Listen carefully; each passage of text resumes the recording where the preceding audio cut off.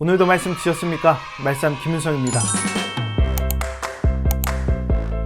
예전에 한창 연예인들의 간증이 유행처럼 번질 때가 있었습니다. 당시에 저는 목회 현장에 처음 발의를 들여놓은 새내기 전도사였습니다. 많은 성도님들과 함께 이 집회에 참석하게 되었는데, 이 집회의 강사로 어떤 연예인이 초청이 된 거예요. 이름만 대면 알만한 연예인이었습니다. 이분이 간증을 하시는데 논지가 간단합니다. 예수님 믿으면 복 받는다는 거예요. 그리고 찬송가 몇 곡을 부르고 돌아갔습니다.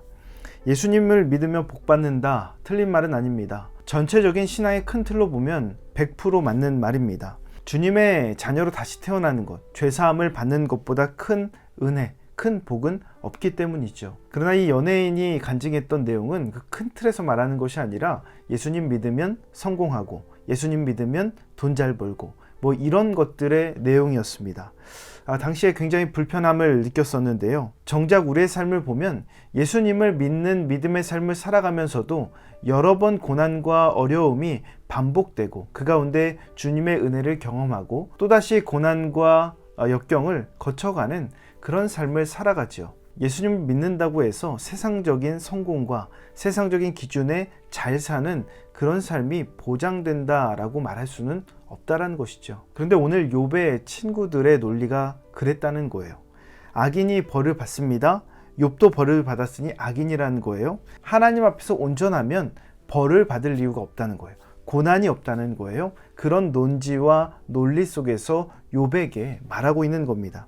이들의 말에 대해서, 이러한 논리와 논지에 대해서 욥이 반론을 제기하는 것이 오늘 본문의 내용입니다. 7절에서 9절 말씀을 함께 읽겠습니다. 어찌하여 악인이 생존하고 장수하며 세력이 강하냐? 그들의 후손이 앞에서 그들과 함께 굳게 서고 자손이 그들의 목전에서 그러하구나. 그들의 집이 평안하여 두려움이 없고 하나님의 매가 그들 위에 임하지 아니하며. 장수하고 그들의 자손이 잘 된다라고 이야기되어 있어요. 그들이 누굽니까? 바로 악인들이에요. 악인들도 잘 되고 평안하다라고 이야기하는 겁니다. 친구들의 논리와 논지가 틀렸다는 것을 욥이 말하는 거예요. 14절에서 15절 말씀, 그들이 왜 악인인가에 대해서 말하고 있습니다. 그러할지라도 그들은 하나님께 말하기를 우리를 떠나소서, 우리가 주의 도리를 알기를 바라지 아니하나이다. 전능자가 누구이기에 우리가 섬기며 우리가 그에게 기도한들 무슨 소용이 있으랴 하는구나. 하나님을 알고자 하는 마음이 없는 자들이에요. 하나님을 인정하지 않고 기도한들 무슨 소용이냐라고 말합니다. 그런데 그들은 사람의 눈으로 볼 때는 평안한 삶을 살아요. 형통한 삶을 살아요. 자녀까지도 잘 사는 모습을 보여줍니다. 욥의 친구들의 논지가 전혀 맞지 않는 상황인 것이죠. 오늘 욥의 이 이야기를 듣고 있으니 두 가지의 삶이 대립되는 것을 볼 수 있습니다. 고난받는 의인의 삶과 형통을 누리는 악인의 삶이에요.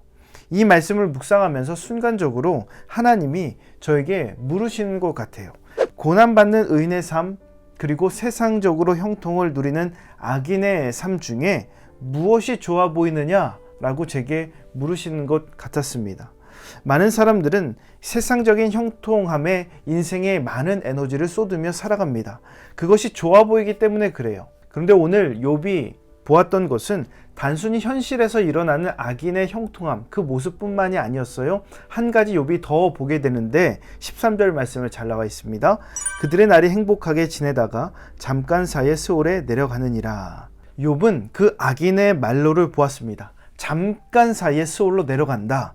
그들의 날들은 행복해 보이지만 잠깐 사이에, 대처할 수 없는 아주 짧은 시간에 그들은 나락으로 떨어진다라고 말하고 있어요. 의인의 삶의 끝은 소망이지만 악인의 삶의 끝은 망함이다라는 것을 이야기해주고 있습니다. 그러게 우리가 어떤 삶이 중요한가, 어떤 삶을 선택할 것인가는 그 인생이 진행되는 방향을 생각하면 선택은 단순해진다라는 겁니다. 현실이 아니라 그 인생의 말로를 생각해 보십시오.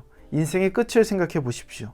현실의 조건들은 우리를 안목의 정욕으로 이끌 때가 많이 있습니다. 그러나 그 인생이 흘러가는 방향을 살펴보십시오. 악인의 삶은 하나님이 아닌 세상적인 유익을 구하다가 결국 한순간 망하게 되는 겁니다. 그러나 의인은 하나님과 함께 세상과 부딪히는 삶을 살지만 그의 삶은 하나님이 책임져 주시는 소망의 길로 인도함 받는다라는 거예요. 그러기에 의인은 소망의 방향으로 가는데 악인은 망함의 방향으로 가게 된다는 겁니다. 여러분은 우리의 삶이 어느 쪽으로 흘러가기를 원하십니까? 현실에서 일어나는 조건으로 선택하지 마십시오. 현실에서 일어나는 조건으로 판단하지 마십시오. 그 인생이 걸어가는 방향을 생각하십시오. 그 끝을 생각하십시오. 그러면 선택은 단순해집니다. 그러기에 오늘 우리가 세상적인 유익, 세상적인 방법이 아니라 하나님의 자녀로서 하나님을 믿는 그 소망의 방향으로 걸어가는 저와 여러분 되시기를 주님의 이름으로 축원합니다. 몇 가지 묵상 질문 알려드립니다. 주님의 자녀로 거듭나는 삶이 진정한 복인 것을 믿으십니까? 고난받는 의인의 삶과 형통한 악인의 삶 중에 무엇을 선택하시겠습니까? 현실적인 조건과 믿음의 기준 사이에서 흔들렸던 순간이 있습니까? 이 묵상 질문을 곰곰이 생각하시면서 오늘도 실천할 수 있는 구체적인 계획을 세워보시기 바랍니다. 오늘 말씀의 내용이 도움이 되셨다면 좋아요와 구독 꼭 눌러주시고 이 말씀이 여러분의 삶이 되기를 예수님의 이름으로 축복합니다.